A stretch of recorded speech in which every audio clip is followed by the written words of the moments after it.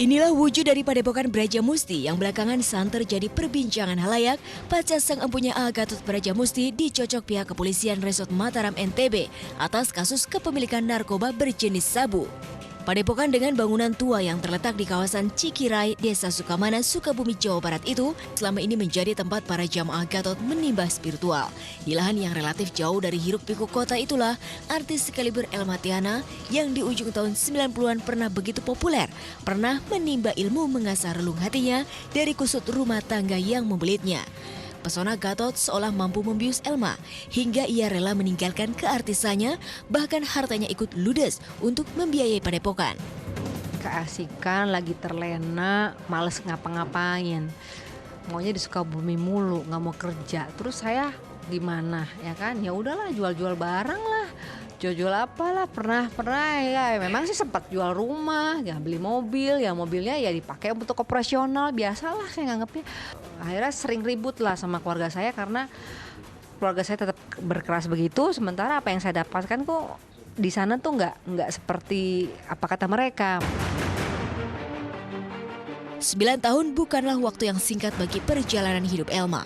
Banyak hal yang ia korbankan, mulai karir, harta, anak dan suami, hingga terus berseteru dengan keluarga. Saya ninggalin anak saya waktu itu usianya hampir 3 atau 4 tahun. Kok saya juga bingung kenapa saya tuh nggak punya naluri seorang ibu yang peduli kepada anak gitu. Saya meninggalkan dia sama suster dan pembantu di rumah. Sampai sekarang anak saya tuh, ya alhamdulillah ya anak saya sekarang sudah besar. Dia mungkin selama saya tinggalkan dia menjadi anak yang mandiri, yang besar karena suster dan pembantu gitu. Tapi sekarang saya selalu gak lepas untuk minta maaf sama anak saya gitu. Walaupun dia sudah besar, saya tetap memperlakukan dia seperti dia kayak anak kecil, walaupun dia itu sebenarnya udah risih gitu karena udah kuliah kan. Udah jangan peluk-peluk aku dong, aku risih. Jadi aku tuh ingin karena kesalahan aku yang dulu meninggalkan dia gitu. Dan saya bahagianya ya anak itu tidak sama sekali nggak merongrong saya, nggak, pokoknya saya bahagia banget. Ya Allah, terima kasih aku ninggalin anakku tapi dia tumbuh menjadi manusia yang mandiri, yang peka terhadap lingkungannya. Ada satu kasus yang menyedihkan kalau saya ingat sampai sekarang, itu ya Allah merasa berdosa. Dia bilang, "Bunda, aku mau ulang tahun." Dia, "Ya nak, ntar Bunda kasih uang aja ya, ntar kamu bikin ya di sekolahmu." Gitu. Dia bikin di sekolahnya sama teman-temannya, tapi saya nggak hadir di situ. Itu sampai sekarang saya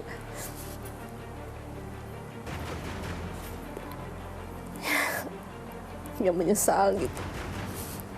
Ya, itu semua karena kebodohan saya dan ketidaktahuan saya.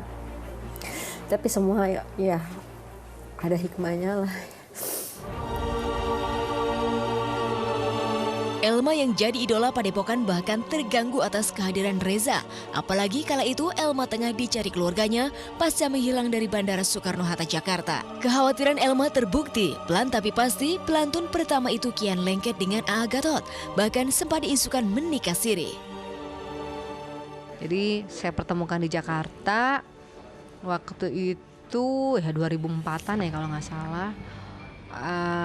Setelah mereka bertemu hampir 1 jam apa 2 jam ya. Kemudian gak lama kemudian Reza dinyatakan hilang. Aku sempat marah ya, sempat emosi karena saya merasa saya terganggu dengan kehadirannya Teteh di situ gitu, karena Teteh ini dalam arti kata Teteh ini lagi kasus. Kok dibawa-bawa sih ke sini gitu kan, otomatis kan saya jadi terganggu. Di tengah makin kuatnya pesona Reza di mata Gatot, rupanya diam-diam Elma mulai meregangkan hubungannya.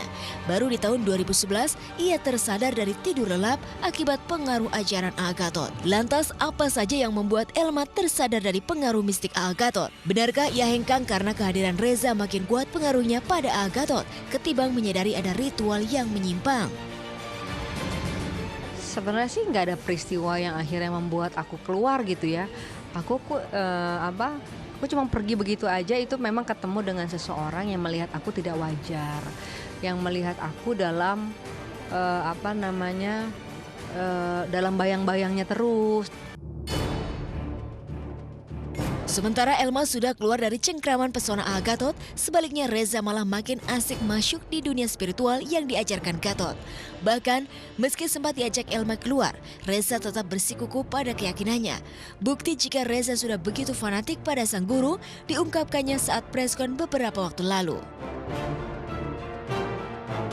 Karena ajaran yang diajarkan baik kepada saya, udah itu baik dan saya merasa nyaman, tidak ada dan ya kira-kira gitu, semua memberikan kebaikan, saya bisa nyaman, saya bisa bahagia, saya bisa mendukung saya untuk terus berkarya, untuk terus berkarir, mensupport saya moral maupun material kepada saya, ya udah. Karena saya tahu lah keyakinan dia sama keyakinan saya kan beda jauh. Jadi kalau saya udah tahu nih, ya udah saya selamatin diri masing-masing deh. Karena kalaupun saya diajak juga pasti nggak mau. Jadi saya juga nggak mau ganggu urusan orang. Saya tidak mau ganggu kepercayaan dan keyakinan orang, itu terserah. Bahkan kabar lain yang menyebutkan saking ngefansnya Reza dengan Gatot, ia sempat memboyong kedua putrinya Syahwa dan Alia untuk berguru kepada Gatot. Dalam ritual itu, beredar kabar jika dua putrinya diperlakukan tak senonoh oleh Gatot. Soal itu cuman sekarang yang penting aku dan ibu semua sehat. Itu kan kalau sama anaknya kan aku gak ada masalah, baik-baik aja kok semua sama anaknya gitu. Tapi itu gimana tuh? Enggak, kalau semuanya aku dari kecil udah kenal sama dia juga teman-temannya teman aku jadi. Masih mencintainya. Ya memang statement dari Mbak Elma Tehana sendiri membuat kita semua akhirnya bisa melihat permasalahan ini dari sudut pandang yang lain ya. Betul. Pandang yang lain ya, karena Dan, memang dan untungnya kalau Elmanya udah mulai sadar kalau ada sesuatu yang salah, dia bisa mundur dari itu semua ya. ya, dan jadi lebih baik menyelamatkan diri sendiri dulu ya. Betul. Jadi kebenaran iya atau tidak kita balikan lagi ke pemirsa seperti apa melihatnya dari sudut pandang kita masing-masing. Betul. Tapi yang pasti Mbak Elma sudah, ya dia terbangun dari tidurnya, mengungkapkan rasa kekecewaannya, mungkin rasa unek-uneknya, terus rasa sedihnya. Tapi yang pasti kita yakin kok anak Mbak Elma pasti sayang sama Mbak Elma selalu. Iya, pasti. Ya. Kan mungkin emang di masa-masa itu Mbak Elmanya agak banyak distraksi ya, jadi nggak bisa fokus ke anaknya. Tapi anaknya tahu kalau mbaknya cinta dan sekarang bisa menunjukkan cintanya seperti apa. Semoga kebenaran akan terus terungkap. Amin. Dan kita akan makin tahu kira-kira seperti apa perkembangannya dan sosok Gatot yang sebenarnya ya. Iya, Jadi dan- mungkin kalau seandainya ini gosip kan bisa segera diluruskan. Iya, ya. betul. Oke, baiklah. Dan kita ada berita berikutnya dari Selanjutnya ada Cut Meyriska yang kabarnya kepincut dengan pesona pesinetron pendatang baru nih ya, Omar Daniel. Omar Daniel. Oh iya. Cakep banget loh, rambutnya gondrong-gondrong gitu kan. kenal. Bad boy, enggak, tapi sering nonton sinetronnya kan. Benar. Pokoknya gue suka banget yang rambut-rambut gondrong, terus bad boy. Emang kamu kenal? Nggak kenal, pengen kenal. Sesaat lagi tetap diobsesi. Makanya ngomong aja yang real kalau nggak kenal.